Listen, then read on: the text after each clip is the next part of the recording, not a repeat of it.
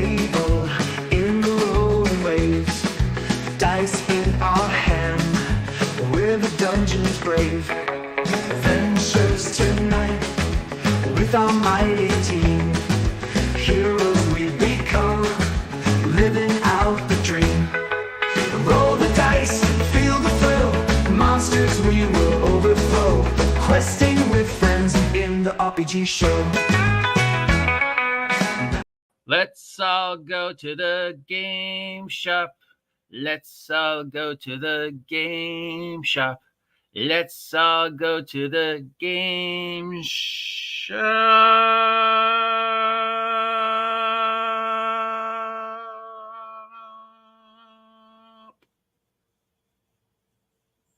and buy ourselves some swag.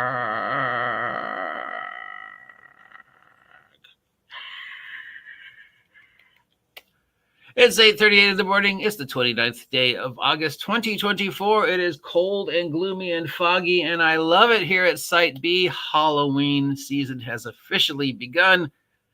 It's time to go outside and take a walk to our friendly local game store, if you're lucky enough to have one, and check out what's new on the shelves this week. But don't take my word for it. Please call ahead and make sure they have it in stock. Or if they don't have it in stock, ask them if they can order it for you. But please support, if you are lucky enough to have a friendly local game shop that actively supports role-playing, even the teeniest bit, please support them. Please buy your product from them. Don't buy it from Amazon. Don't buy it from Wizards. Buy it from them. Unless it's my stuff, because my stuff isn't available at a friendly local game store. My stuff you need to buy from me. But the rest, yeah. All right, so this is available. This is from our friend Stephen Glicker. Stephen Glicker, who still hasn't invited me to come on his show. I think I give Stephen Glicker way more free press than he gives me. But I'm not bitter, Stephen. I love you. This is the latest from the Battle Zoo series from the Roll for Combat Boys. It's a $60 book of monsters. We've got demons, elementals, interdimensional Pokemon, elemental classes to control them. It's Pokemon. It's basically Pokemon.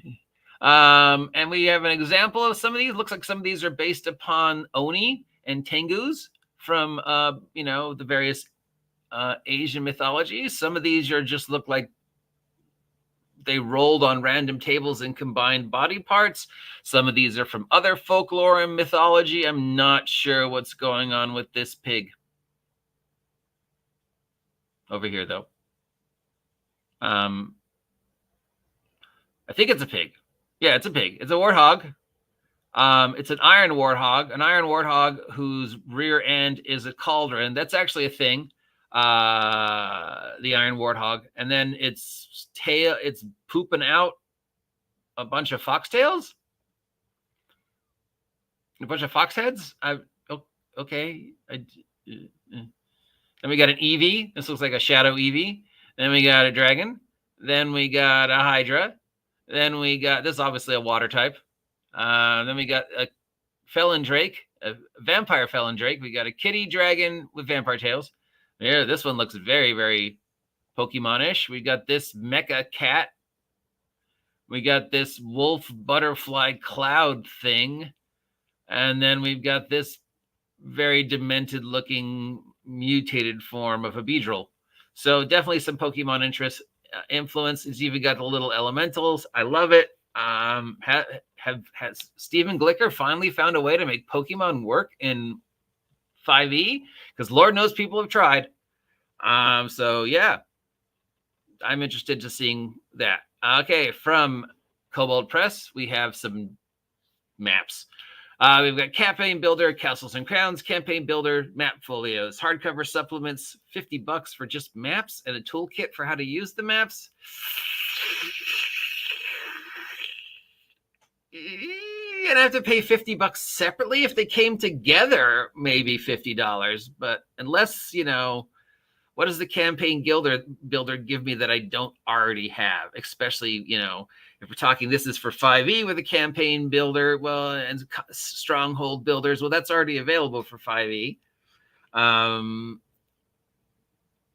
campaign builder books have been being written for ages, and the maps better be amazing, including barcodes to access them through my VTT of choice. Because other than that, I don't know, $50 for both of them each if they were together. I mean, yeah, I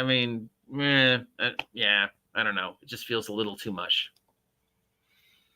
Ooh, comments. Hey, that's mine. Yeah. Look at me giving you free.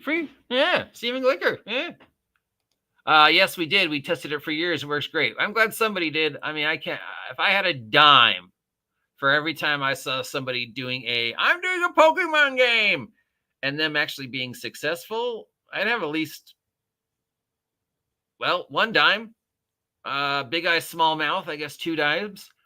But I remember Seth's at least once a month, there was somebody else doing a Pokemon game based upon System of Choice or 5e or Pathfinder. And they never worked and they never lasted because you can't really capture the animated shenanigans of Pokemon, which is based upon a card game, so, into tabletop role-playing game mechanics. You have to explain things like why the kids never age and never seem to have to eat and never change their clothes.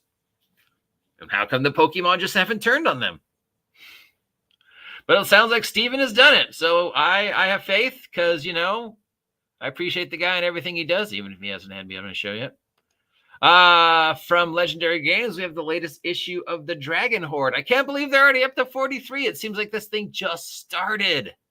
Congratulations, Legendary Games, and still keeping it under $20. It's a monthly anthology of stuff: magic items, spells, monsters, loot, adventures, NPCs, art, comics, stories. Just, it's Dragon Magazine. It's White Dwarf.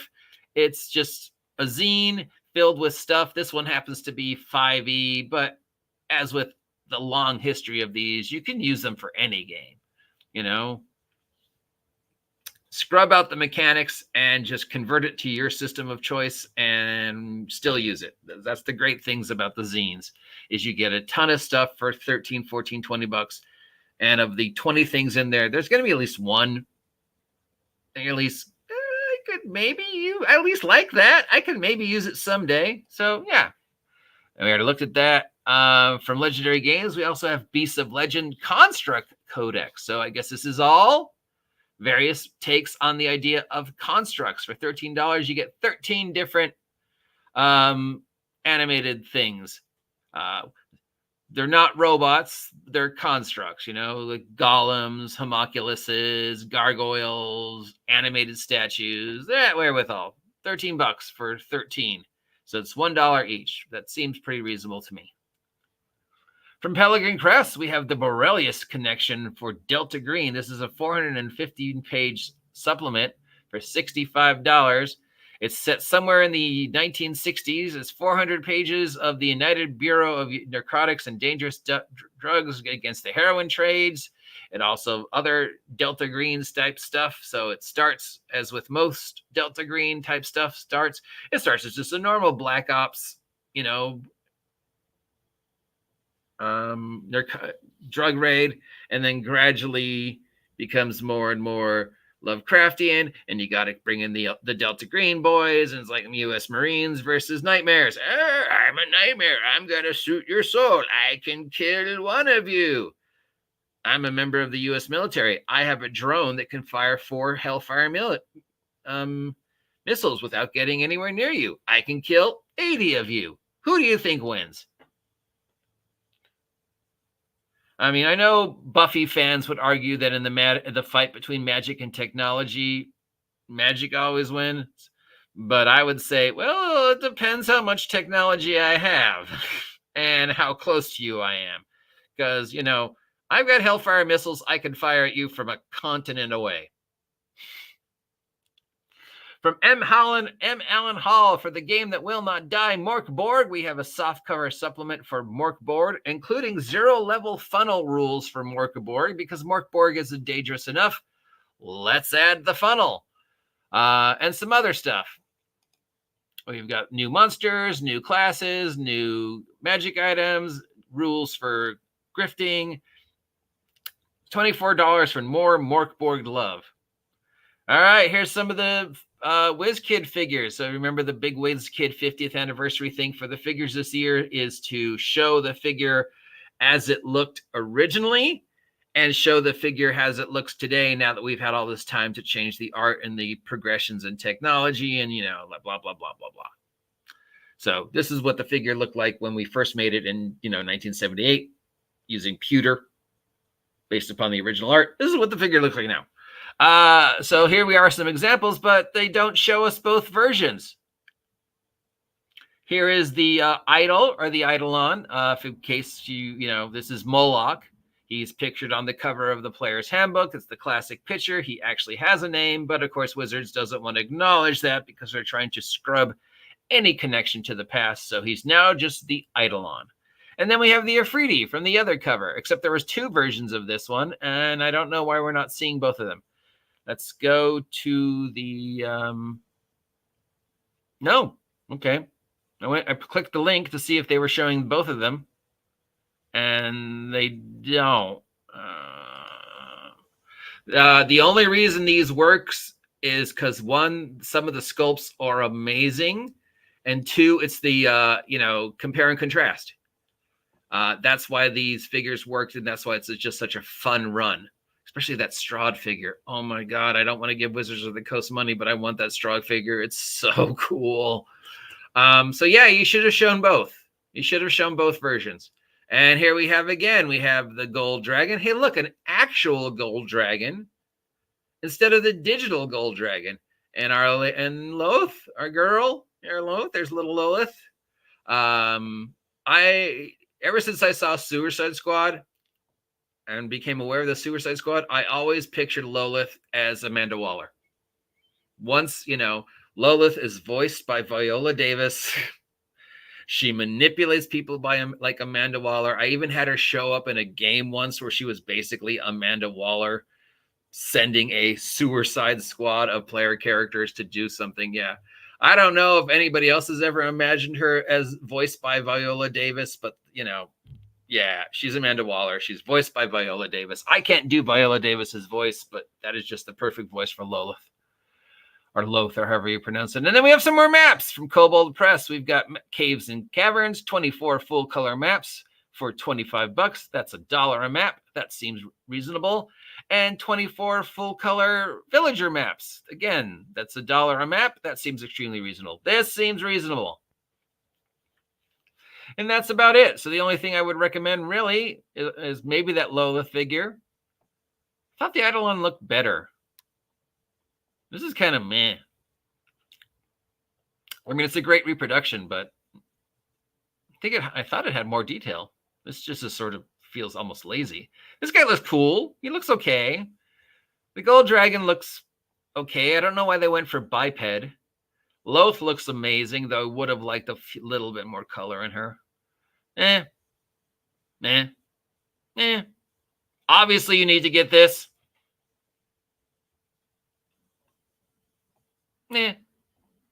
And too much money. That's all the stuff that's available at your friendly local game store. Walk, don't run. But before you go there, call ahead to make sure they have the product you want. Don't just show up and go, well, the OG GM said. And, if you've got a few extra ducats and you want to support a really good company, these guys, Roll for Combat, the Steven Glicker dude. Yeah. Till next time, I'm the OG GM. If you appreciate this content, let me know. If you never want to hear me do this ever again, let me know. Stay safe out there. It looks like Halloween has begun. It is dark and gloomy, and that is the tabletop role-playing game news. News from the table in the rolling waves. Dice in our hand, we're the dungeon's brave. Adventures tonight with our mighty